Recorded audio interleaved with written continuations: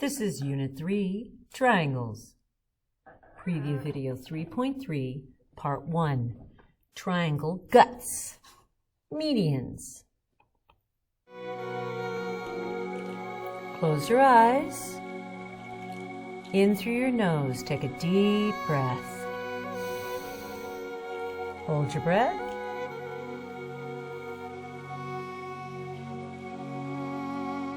And exhale.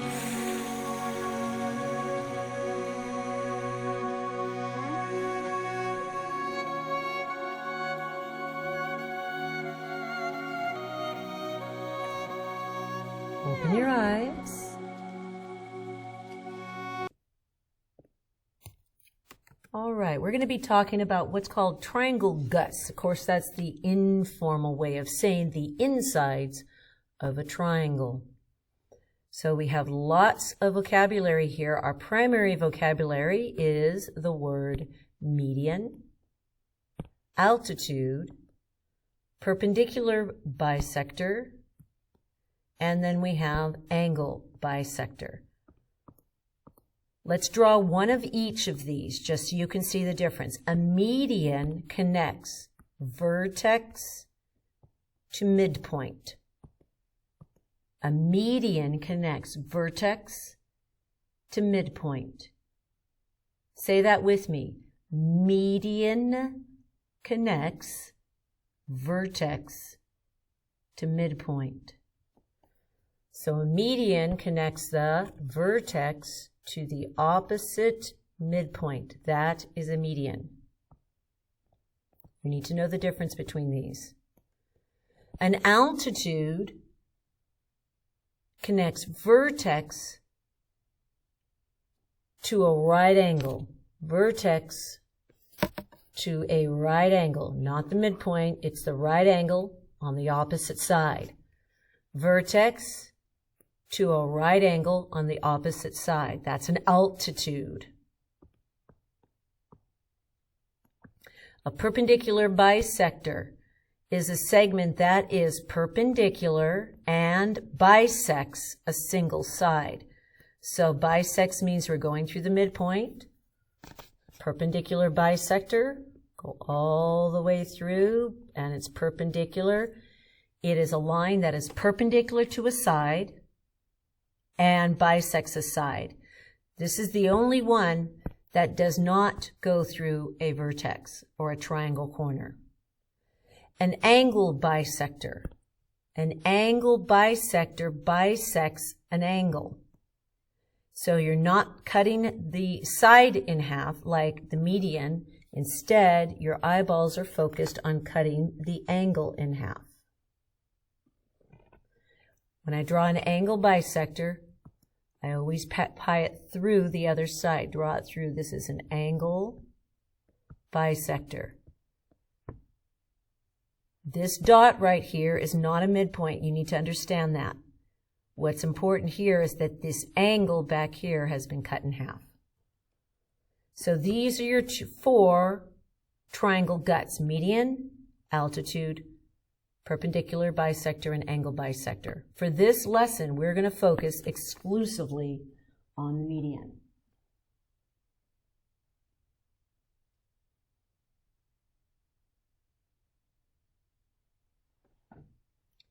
So in the diagram below, we're going to mark the midpoint of LM, R. So here's LM. We're going to mark that midpoint R. Now, we're going to draw in the median N to R. Draw in the median N to R. That's a median because it connects vertex to midpoint. Then we're going to mark the midpoint of M to N as S. So M to N as S, that's our second midpoint. And we're going to connect L to S, that's our second median.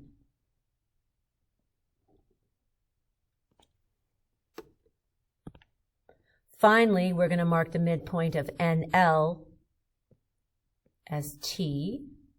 Try to eyeball it very carefully. And I'd like you to connect M to T. That's our third and our final median.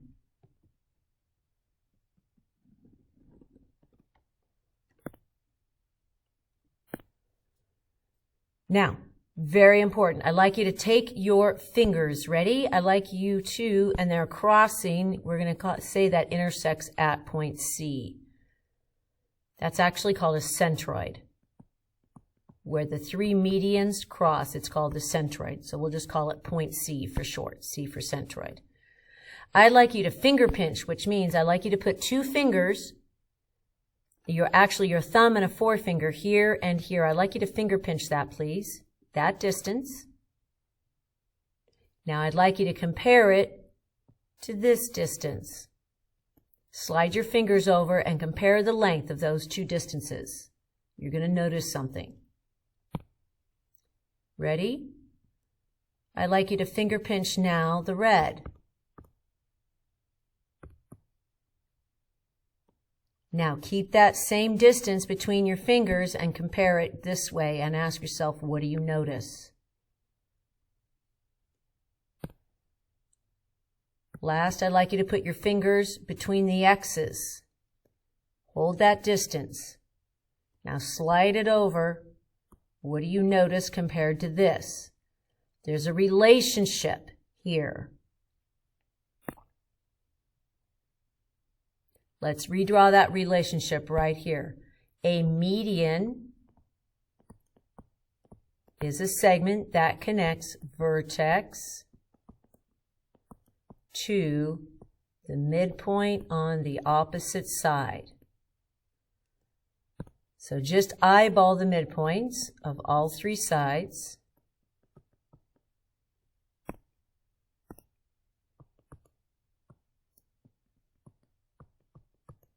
Now connect vertex to midpoint, vertex to midpoint, vertex to midpoint. That point right there is called a centroid. It has another name. You'll discover that other name inside class. Hopefully what you noticed is that the distance from the centroid to the midpoint is twice half the distance of here to here. In other words, if this right here, I'd like you to trace it, is 1 bunny hop, this is 2 bunny hops. Let's mark that on your diagram. 1 bunny hop, 2 bunny hops. 1 bunny hop, 2 bunny hops. It is a X and 2X relationship going on there with the centroid. It's an X and 2X relationship. Let's see how this plays out in a diagram. Okay, we are told right here that the segment to centroid is twice as long as centroid to the midpoint. So all three of these, B, D, and F, are midpoints. G is a centroid. Let's trace this. So A to G is 2 bunny hops. That is 2 of G to D. It takes 2 of G to D to be equivalent to 1 AG. Do you see how that works? Let's do CG. CG equals 2 GFs. And EG equals 2 GGBs. We have an X and 2X relationship going on. We're going to do 2 problems together, and then you're going to do 1 problem on your own, and we'll be done. Knowing this relationship with centroids and medians. It says right here, JM, let's trace it very slowly, JM LI HK are all medians, which implies that's a midpoint, that is a midpoint, that is a midpoint, and most importantly, N is a centroid, which means I have a 1 bunny hop, 2 bunny hop relationship going on here. Okay? We are told that H to K all the way is 24. H to K, let's trace it again, H to K, trace it again, H to K, trace it again, H to K is 24. Let me pull it out here, H to K, so you can see it. We are told that this is 24. We want to find H to N, which is right here. I'm going to squiggle it on the diagram. Now what you need to remember is that from N to K is 1 bunny hop, and N to H is 2 bunny hops because N's a centroid. So this is 1 bunny hop. This is 2 bunny hops. Another way to express this would be like 1x. This would be 2 x's. So if I were to solve, I would do 3x equals 24. X equals 8. That means the distance from N to K is 8, and the distance H to N would have to be 16.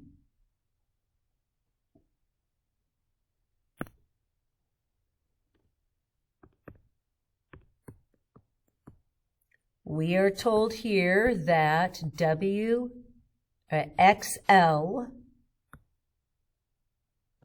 and WK are medians, which means these are equal,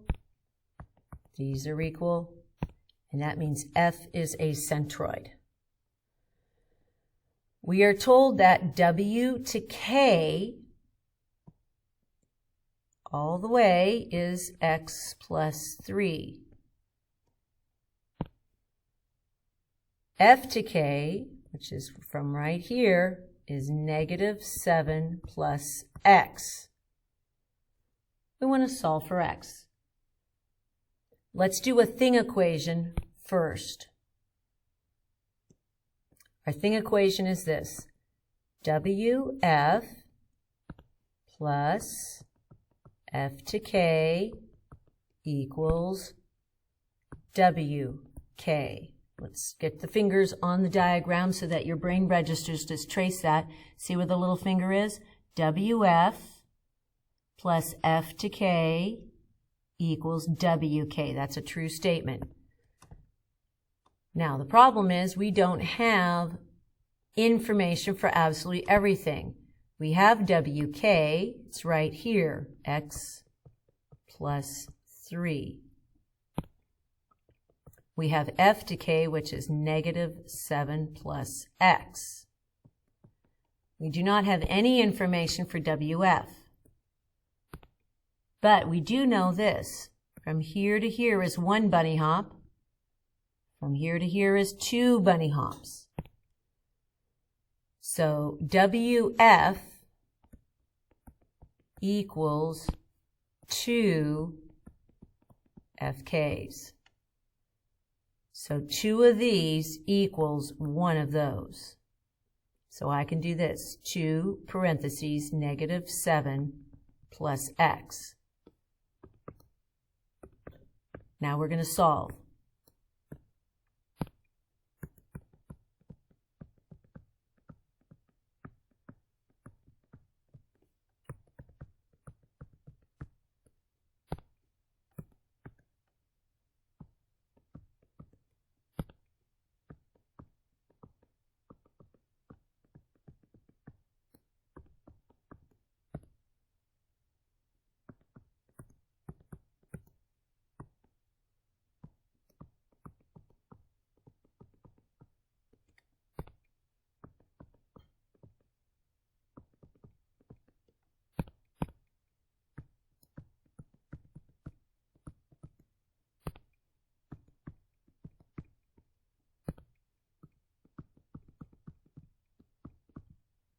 Now, you might get all happy just for solving for x, and the problem actually just asks for x, but it's always helpful if you actually just plug stuff back in. So let's check. If x is 12, that would make f to k negative 7 plus 12. That would make that 5.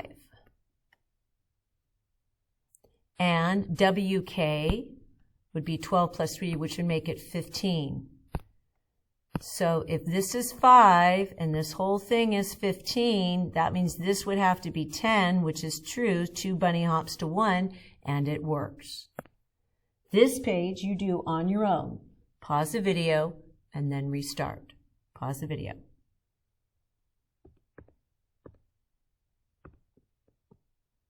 Okay, welcome back. Let's see how you did. Let's label this. T to E is from here to here. You should have done x minus 2. And then E to x is 2x minus 10. And we want to solve for x and then solve for the various lengths. But you need to keep in mind here that this is a 1 bunny hop and 2 bunny hop scenario, which means it takes 2 of the blue segments. I'm just going to color code this for you. Blue segments, which there's the blue, to equal 1 of the green. There's your green. So it was 2 parentheses, 2x minus 10 equals x minus 2. And you should have solved. 4x minus 20 equals x minus 2.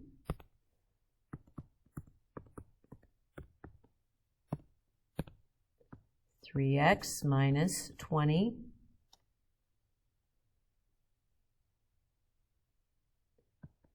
negative 2 plus 20 plus 20. We have 3x equals 18, x equals 6. You're not done. All you have found is the x equals 6. We come over here. 6 minus 2 would make that 4. 2 times 6 is 12 minus 10 would make that 2, which would make this whole thing to be 6. And take a double look. That's 1 bunny hop, 2. 2 bunny hops, 4. That's correct. 2 plus 4 is 6. Check.